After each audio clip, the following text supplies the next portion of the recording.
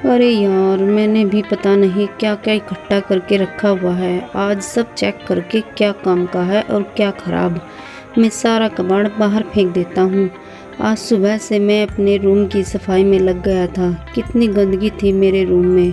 मेरी 10वीं से लेकर ग्रेजुएशन तक की सारी किताबें ज्यों की त्यों पड़ी थी। मैं सारी किताबें साफ करता चला गया। अचानक मेरी 10वीं की एक किताब से कुछ निकलकर ज़मीन पर गिरा। ये क्या है? ये कहते हुए मैंने उसे उठाया। ये तो एक तस्वीर थी। इस तस्वीर में एक खरगोश सांप के करीब है। इस तस्वीर के माध्यम से ये दिखाने की कोशिश की गई थी कि दो अलग अलग प्रकृति के जानवरों का एक प्यारा रिश्ता। पर ये मेरे पास आया कहाँ? अचानक मुझे याद आया मेरा बीता हुआ वो दिन, जिस दिन ये तस्वीर मुझे मिली थी। और यही नहीं, इस तस्वीर के पीछे की कहानी भी याद आई। क्या ये पल पंख लगाकर यूं ही उड़ जाता है ना? जब हमारे हाथ में समय होता है तो हम कितने निश्चिंत होकर समय का उपहास करते हैं और कभी उसकी हम कद्र नहीं करते। पर जब वही समय बीत जाता है तो समय अपनी कद्र खुद करवा लेता है। उस दिन भी तो कुछ ऐसा ही हुआ था। आज का दिन भी रोज़ की तरह था। बस एक चीज़ जो रोज़ की तरह नहीं थी, प्रीति मेरी दोस्त, वो चंचल मस्त रहने वाली, सबकी हेल्प करने वाली, सबकी चहेती प्रीति आज रोज़ की तरह चुलबुली नहीं लग रही थी। आज तो वो बहती नदी सी ना हो, एक पुराने तालाब के रुके हुए जल के समान थी। आज से पहले मैंने प्रीति को ऐसे नहीं देखा था। मैं कैसे अपने मन के व्यथा को बयां करूं कि प्रीति तो इस हालत में देख मेरे मन को कैसा एहसास हो रहा था। पर क्या प्रीति के साथ साथ मुझे भी दुखी हो जाना शोभा देता? नहीं, बिल्कुल नहीं। इसलिए मैंने प्रीति को हंसाने और उसका दुख कम करने की कोशिश की। पर मेरी बातों से उसकी आंखें भर आई। उसकी आंखों में मोटे मोटे मोतियों की तरह आंसुओं की बूंदों को देख मेरा मन गलानी से भर गया। अब मैं खुद को अपराधी की तरह महसूस करने लगा। पहले सिर्फ प्रीति दुखी थी, पर अब वो रो रही थी। क्या बताऊं, उसके आंखों में आंसू अच्छे नहीं लगते। उसे कैसे समझाऊं? मुझे तो उसका शांत रहना भी काटने को दौड़ता है। क्यों नहीं समझती वो कि मैं उसकी इस हरकत से कितने दर्द को एक बार में जी रहा हूं। पर मैं प्रीति को ऐसे रोते हुए नहीं छोड़ सकता था। मैंने अपने बात करने के ढंग में बदलाव लाते हुए, प्रीति आज मेरा जन्मदिन है और तू रो रही है, चल मेरा बर्थडे गिफ्ट दे। प्रीति के चेहरे पर एक अनचाही सी मुस्कान उमड़ पड़ी। वो मुस्कान उसके सारे दर्द बयां कर रही थी, पर वो दर्द क्या था कौन जाने। मैंने हंसाने की एक और कोशिश में जुट गया। इतनी छोटी गिफ्ट नहीं, खुल से हंस तो मेरी गिफ्ट पूरी होगी। वो खिलखिला के हंस पड़ी। उसने अपने बैग से एक तस्वीर निकाल कर मुझे दिया। प्रीति जैसी चंचल स्वभाव की थी, वैसी ही उसकी बनाई हुई तस्वीरें भी बहुत कुछ बोलती थी और हर तस्वीर में छुपा हुआ एक गुण रहस्य होता था। वो या तो प्रीति को पता होता था या कोई उसके समान तस्वीरों का प्रेमी हो उसे।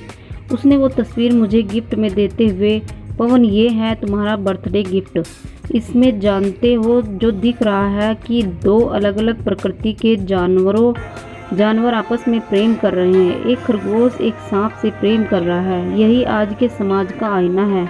हम प्रेम तो किसी से भी कर लेते हैं, पर इस प्रेम में एक निरीह खरगोश होता है और दूसरा शिकारी सांप। एक न एक दिन ये सांप दोस्ती और प्रेम की आड़ में खरगोश रूपी अपने साथी का फायदा उठाता है और उसे खा जाता है। जब तक सांप अपने असली रूप में नहीं आता, तब तक वो दोस्त ही नजर आता है। आज के समाज में भी ऐसा ही है। एक खूबसूरत रिश्ते में एक दूसरे पर हावी होने की कोशिश करते हैं। चंद रिश्ते हैं जो खरगोश और सांप की तरह हैं। इनका अंत खुशियों से भरा नहीं होता। इनका अंत होता है दर्द, धोखा, आंसुओं के सैलाब में डूबकर। ये कहकर प्रीति की आंखें डबडबा गई। मैं समझ नहीं पा रहा था कि प्रीति को कैसे मनाऊं। उसकी हालत देखकर मेरा मन तो कर रहा था कि उसके सारे दुख में ले लूं, पर यह संभव ही कहाँ होता है। प्यार और दोस्ती में हर इंसान अपनी प्रकृति को छोड़ किसी दूसरे प्रकृति के लोगों का चयन करता है, क्योंकि वो दूसरे प्रकृति का इंसान ज़्यादा आकर्षित करता है और ये सब परेशानियां शुरू होती हैं। मैंने प्रीति को हंसाने के लिए कई जतन किए, गाने सुनाए, चुटकुले सुनाए, पर प्रीति पर कोई खास असर नहीं हुआ। धीरे धीरे प्रीति क्लास की बातों में बिजी हो गई और शांत ही थी। फिर मैंने प्रीति की सहेली से प्रीति के दुखी होने का कारण पूछा तो उसने बताया कि प्रीति किसी लड़के से प्यार करती थी, पर वो लड़का गलत निकला, इस कारण प्रीति दुखी है। ये सुनकर के मेरे दिल में बहुत तेज दर्द हुआ। क्या प्रीति किसी से प्यार करती थी और मुझे पता भी नहीं था? मेरी आंखों में आंसू आ गए। अब मुझे प्रीति के दर्द का एहसास होने लगा। मैं तो प्रीति का अच्छा दोस्त था, फिर भी उसने ये बात छिपाई। क्या ये दर्द इस कारण था या कोई और बात थी? क्या प्रीति से बातों ही बातों में मेरा कोई रिश्ता जुड़ गया था? अब तो मेरे शांत हृदय में मानो किसी ने कंकड़ मार दिया हो। अब जो बेचैनी मेरे मन में थी कि ना मैं किसी से कुछ कह सकता था और ना ही अपने सीने में दबा कर रख सकता था, ये दर्द किसी एसिड की तरह मेरे सीने को जलाए जा रहा था। कभी मेरा मन ये सोचता कि प्रीति के साथ उस सांप रूपी लड़के ने गलत किया, तो कभी मैं ये सोचता कि प्रीति ने मुझ जैसे निरीह खरगोश के साथ गलत किया। पर कुछ ही पल में एहसास हुआ कि नहीं, मैं स्वार्थी नहीं हूँ, ये सब भुला देना है। मैंने प्रीति की कितनी हेल्प की थी कि वो भी सब भूलकर फिर से वही चंचल प्रीति बन जाए और मेरी मेहनत रंग लाई। प्रीति के चेहरे की हंसी धीरे धीरे वापस आ गई। हमें भी समझ में आ गया कि दो अलग अलग प्रकृति के लोगों के विचार अलग ही होते हैं। मैं इस तस्वीर को देखता हुआ मैं अपने अतीत से मिलाया था।